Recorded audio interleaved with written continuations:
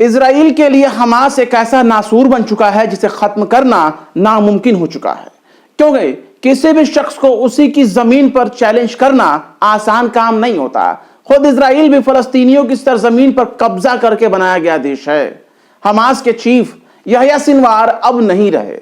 वो इजरायली सेना से लड़ते हुए मारे गए, लेकिन जिस हालात में यहया सिनवार की मौत हुई उसे देखकर फलस्तीन और फलस्तीन के चाहने वालों का हौसला पहले से ज्यादा बुलंद हो गया है।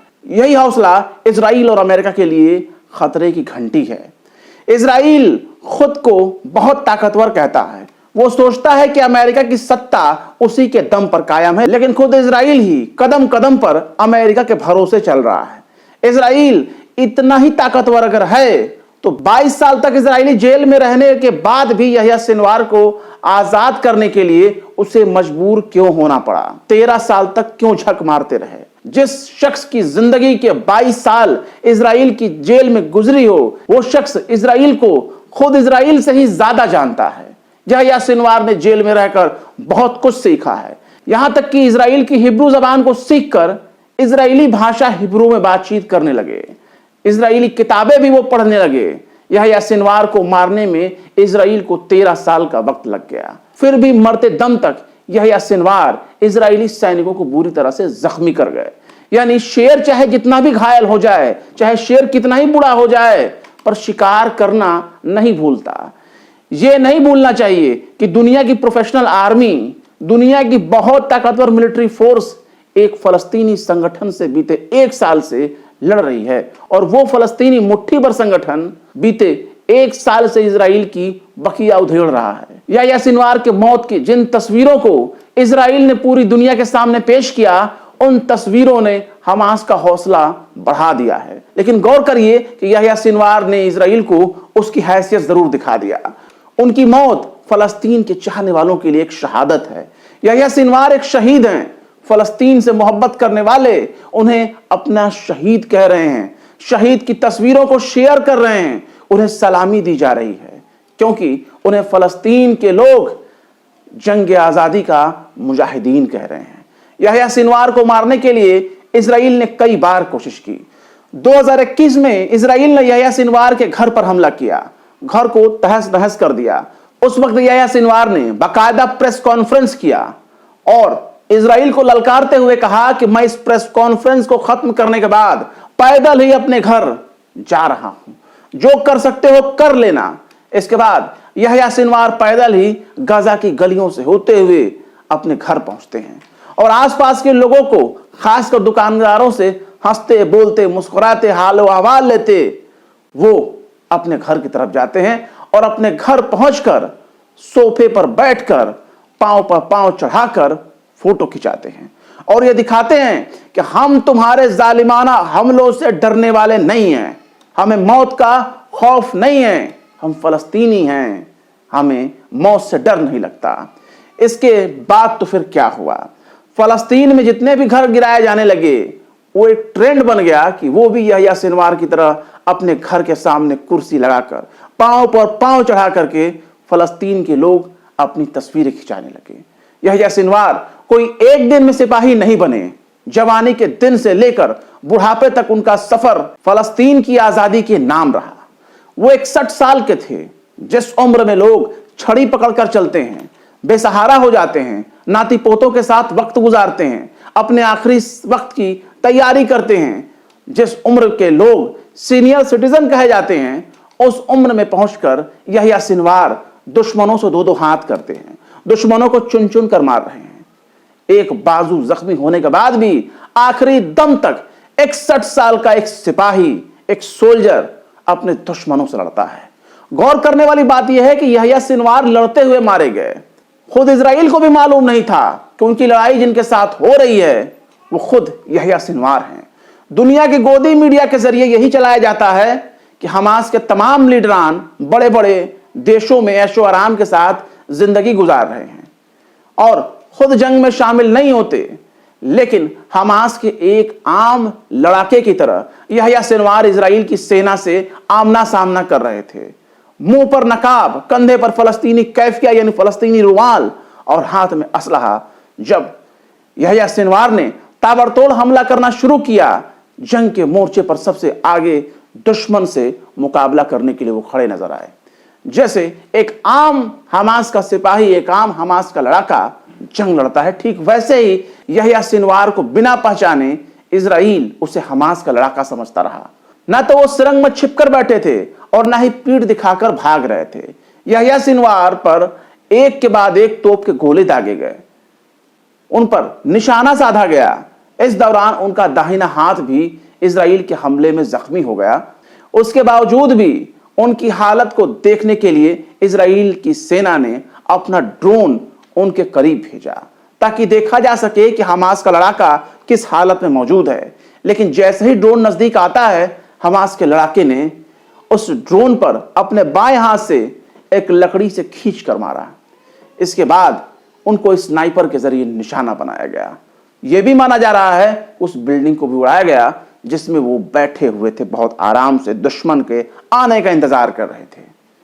लेकिन जिस्म पर हमास की वर्दी, हाथों में हथियार लिए हमास का एक जाबाज लड़ाका आखिरी दम तक दुश्मन से लड़ता रहा, आखिरी सांस तक दुश्मन से मुकाबला करता रहा। अपनी सरजमीन के लिए लड़ते लड़ते उसने खुद को कुर्बान कर दिया। लेकिन दुश्मन के आगे ना सिर झुकाया ना नाक रगड़ी। उनकी मौत के बाद भी इजरायली सेना उनकी लाश से खौफजदा थी, क्योंकि अगर हमास का लड़ाका उसे बेवकूफ बना रहा हो और पलटकर 2-4 सैनिकों को इजरायली कब्रिस्तान में भेजने की तैयारी कर दे, तो क्या पता अगर यहया सिनवार भी जिंदा होगा तो इजरायली सेना के एक यूनिट को तो बहुत ही आराम से साफ कर देगा। पर जब उनके बेजान जिस्म को इजरायली सेना ने देखा और उनके नकाब से पर्दा हटाया, तब पता चला कि आम लड़ाके की तरह नजर आने वाला, दुश्मन से लड़ने वाला लड़ाका कोई और नहीं बल्कि खुद हमास के चीफ यहया सिनवार हैं। यहया सिनवार को मारकर इजराइल बहुत खुश है। वो कह रहा है कि हमने अपना बदला ले लिया। यहया सिनवार की जगह लेने के लिए अभी तो पूरा हमास ही बाकी है जनाब। न तो हमास का कोई पहला लीडर मारा गया और न ही कोई आखिरी। यहया सिनवार ने अपने एक बयान में यह भी कह दिया था कि मैं दिल का दौरा पड़ने या कार हादसे में मरने के बजाय इजराइल के हाथों मरना ज्यादा पसंद करूंगा। मेरा दुश्मन अगर मुझे कोई इनाम देना चाहता है तो वो मेरा कत्ल करे, क्योंकि मैं आम मौत नहीं मरना चाहता, शहादत चाहता हूं। जंग में लड़ते हुए कुर्बान होने का मुराद पूरा हुआ उनका।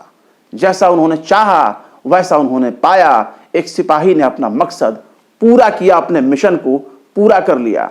गोदी मीडिया के तालिबाज एंकर जुमेरात से ही जश्न मना रहे हैं। अब 1 हफ्ते तक इजराइल की वीर गाथा सुनाई जाएगी।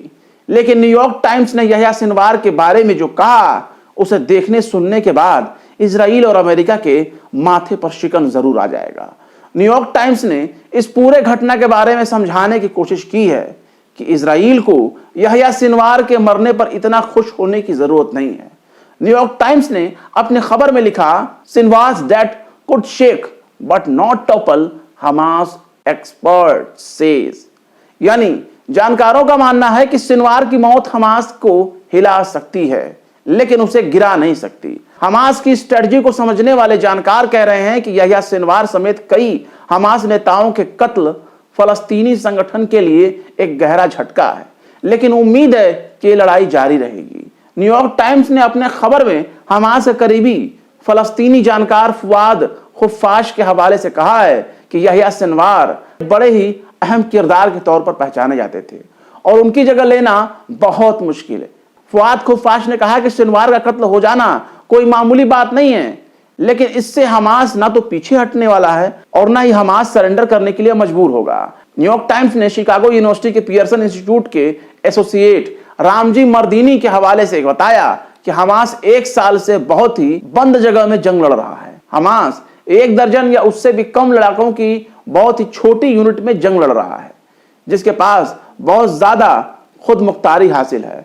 सिनवार की मौत से इनके कामकाज पर कोई असर पड़ने वाला नहीं है, क्योंकि इनके बारे में वो पहले से ही सोचने समझने की सलाहियत रखते हैं। यानी उन्हें क्या करना है, कब करना है, किस लिए करना है, ये सब कुछ उन्हें पहले से ही मालूम है। अब सुनिए कि यहया सिनवार के मुकाबला करने वाले इजरायली सेना के कमांडर ने कब्जे वाली सेना के रेडियो से क्या कहा। उसने कहा कि हाथ में चोट लगने से पहले और हाथ में चोट लगने के बाद यहया सिनवार ने इजरायली सेना पर हैंड ग्रेनेड फेंका, हाथगोला फेंका। यहया सिनवार की गोलियों से एक सैनिक बुरी तरह से घायल हो गया। यानी यहया सिनवार आखिरी सांस तक दुश्मनों से मुकाबला करते रहे। यहया सिनवार का पूरा नाम इब्राहिम हसन सिनवार है। यहया सिनवार का जन्म रिफ्यूजी कैंप में हुआ, क्योंकि उनके घर पर जायोनी यहूदियों ने कब्जा कर लिया और घर से बाहर निकाल दिया। वो एक फलस्तीनी नौजवान थे जिन्होंने 22 साल इजराइल के जेलों में गुजारा। इजराइल की जेल में उनके साथ लंबे वक्त तक बर्बरता हुई। इसके बावजूद वो इजराइल, अमेरिका और नेटो के हथियारों का कारोबार चलाने वाली सबसे अमीर लॉबी को चैलेंज करते रहे। यहया सिनवार ने दुनिया के ताकतवर लॉबी वाले लोगों को न सिर्फ चुनौती दिया, चैलेंज किया, बल्कि उनके सामने एक छोटी सी फौज बनाकर खड़ी कर दी और वही फौज 7 अक्टूबर 2023 को इजराइल में कोहराम मचा देती है, जो इजराइल के इतिहास में कभी भुलाया नहीं जा सकता।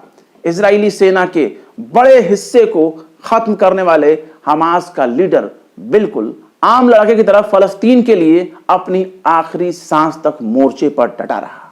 हर तानाशाह का एक न एक दिन अंत जरूर होता है। अमेरिका की तानाशाही का भी अंत होगा। इजराइल जो कुछ भी है अमेरिका के दम पर है, और कभी न कभी इसका जब अंत होगा तो फलस्तीन फिर से आजाद होगा। फिर से फलस्तीनी आजाद हवा में सांस लेंगे। पूरा का पूरा फलस्तीन उन्हीं का होगा।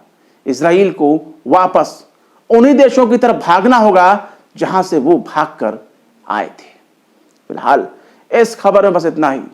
ये वीडियो आपको कैसा लगा, खबर कैसा लगा, आपको कमेंट बॉक्स में जरूर बताएं। वीडियो अगर पसंद आए तो लाइक करें, शेयर करें। बेबाक, निष्पक्ष, स्वतंत्र पत्रकारिता को सपोर्ट करने के लिए आप हमारे चैनल टाइम्स मेल को जरूर से जरूर सब्सक्राइब करें, और हाँ, बेल आइकन का घंटी वाला बटन जो है वो जरूर दबा दें, ताकि आपको हमारे चैनल पर आने वाले नए वीडियो की नोटिफिकेशन फौरन ही मिल जाया करे। फिर मिलते हैं किसी और वीडियो में एक नई खबर के साथ। शम्स तबरेज को दीजिए इजाजत। जय हिंद। अगर अभी तक आपने हमारे चैनल टाइम्स मेल को सब्सक्राइब नहीं किया है तो जल्दी से सब्सक्राइब कर दें और बेल आइकन भी प्रेस कर दें।